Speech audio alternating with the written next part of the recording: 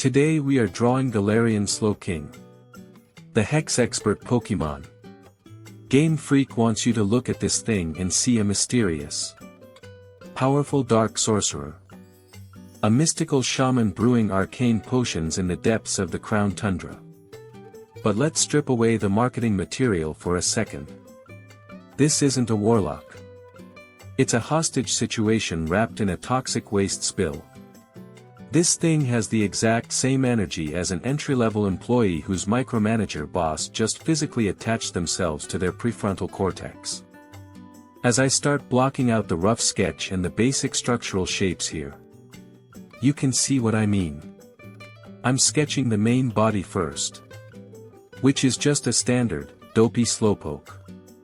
A creature that historically just wants to lay on a beach, stare at the sun, and dissociate from reality. But then, I have to draw this massive, overbearing parasitic shell completely engulfing its entire head. It's the physical manifestation of being CC'd on an email chain that has absolutely nothing to do with your department. Look at the posture I'm roughing out here. The shoulders are slumped. The arms are just hanging there, completely devoid of autonomous nervous system control. This is not a creature standing tall with magical pride. This is a meat mech being piloted by a middle management mollusk. And you had to pay $30 real-world for the DLC just to witness this HR violation in the wild. It's just deeply, fundamentally upsetting. Anyway, let's start moving into the clean line art phase here. And talk about how absolutely deranged the official Pokédex lore is. According to the archives, the shelter on its head is the one actually in control. Not partially in control. Completely in control. The lore states that a shelter bites down on a Galarian Slowpoke. A chemical reaction occurs with the spicy Galarica seeds inside the Slowpoke's stomach. And boom! The shelter instantly becomes a super genius. And the Slowpoke becomes a highly toxic, unpaid Uber driver for a clam. Think about the biological implications of that for a second. Bro. Imagine eating too much spicy takeout on a Friday night. And then a crab clamps onto your skull. And instead of going to the emergency room, you instantly get an MBA and start filing corporate taxes in a language you don't even speak. That is not an evolution. That is identity theft. But here I am, cleanly lining the shell covering the eyes. This is the most insulting part of the design. The Slowpoke's eyes are completely obscured by the shell. It can't even see where it's going. It's just trapped in the dark while the shelter steers it toward the nearest mandatory team-building exercise. I'm drawing the shelter's glowing green eyes now, placed dead center on the shell. These aren't the eyes of a benevolent leader. These are the cold, unblinking lenses of a corporate surveillance camera monitoring your keystrokes. The Pokédex also claims that this highly intelligent shelter spends its time chanting mysterious spells and mixing strange potions. Let's brutally apply some real-world logic here. What potions, exactly? It doesn't have hands. It has stubby pink flippers that belong to a hostage who can't even see the beaker on the table. How are you precisely measuring volatile chemical compounds when your sensory inputs are being processed by a parasite wearing your face as a hat? It defies basic laboratory safety protocols. OSHA would literally shut down the Crown Tundra if they saw this happening. And the chanting. The lore says other Pokemon gather around to listen to its incantations. That isn't a magical coven. That's an impromptu all-hands meeting that definitely could have been an email. Let's move down and clean up the line art around its tail. I am drawing this tail dragging uselessly on the ground, because it serves zero anatomical purpose now. In its previous life, it used that tail to fish, to provide for itself, to find joy in the simple things. Now, It's just a vestigial rudder. A sad reminder of the hobbies it had before it sold its soul to the company store. Let's clean up the line art around this cape. This weird, frilly collar thing it wears. It looks like a Dracula costume from a discount party store. But the reality is actually far worse.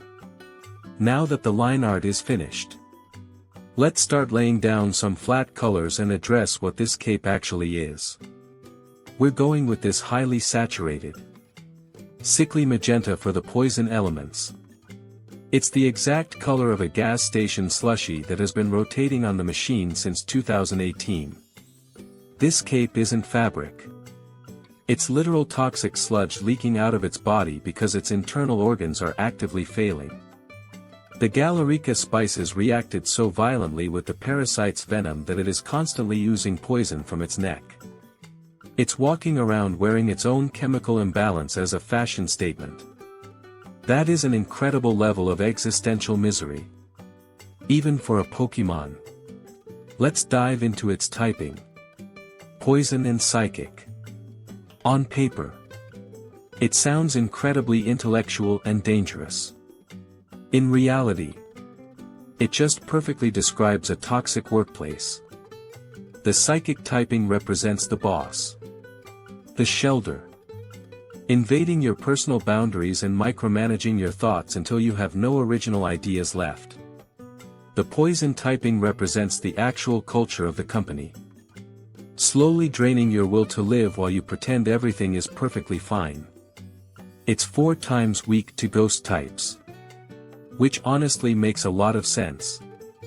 If a creature is already this spiritually dead inside, anything remotely spectral is going to instantly sever its frail tether to the mortal plane.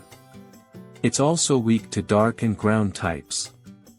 Basically, if you throw some dirt at it or insult its management style, it completely folds under the pressure. I'm adding the shading under the shell now.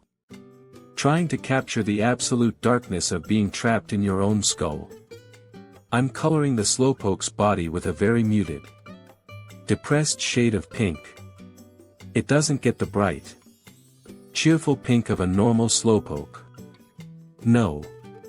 It gets the washed out, desaturated pink of someone who has worked 80 hours of unpaid overtime and is currently living off vending machine crackers. Every time it tries to have an original thought, the Shelder just injects more venom into its brain to keep productivity metrics up. I'm blending the shadows on its lower half now. Because a creature carrying a heavy, sentient rock on its head definitely has severe spinal compression. You can literally see the osteoporosis forming in real time as I render these legs. As we move into the final detailing, adding the highlights, and painting the background, let's look at how this absolute fraud actually performs in the video games. Because surely, a super intelligent, poison-spewing warlock must be a menace on the competitive battlefield. Right. Wrong. It has a base speed stat of 30. 30. A literal, petrified tree stump has better reaction times than this thing. It just waddles onto the battlefield, completely disoriented, while the opponent's team sets up 3 layers of spikes and a substitute. It is outsped by Amoonguss. It is outsped by Snorlax, a creature famous for being clinically asleep. Galarian Slowking is outrun by literal narcolepsy. Let that sink in. And its signature ability, Curious Medicine. When it enters the battlefield, it automatically resets all stat changes for its allies. Think about how incredibly toxic that is from a team synergy perspective. Your teammate spends 3 difficult turns boosting their attack to sweep the enemy team and win the match. And then Galarian Slowking waddles in, mixes a weird potion, and forcefully resets your own teammate's stats back to 0. It is the ultimate corporate equalizer, forcing high performers back down to the baseline just so middle management doesn't feel threatened. Oh. You got a Swords Dance boost. No you didn't. We are a family here, and we all share the exact same mediocre damage output. It is genuinely infuriating to play with. But it gets worse. Let's talk about its signature move. Chilly Reception. The Shelter uses its massive intellect, its untold psychic power, to tell a joke so unbelievably bad that it literally summons a snowstorm.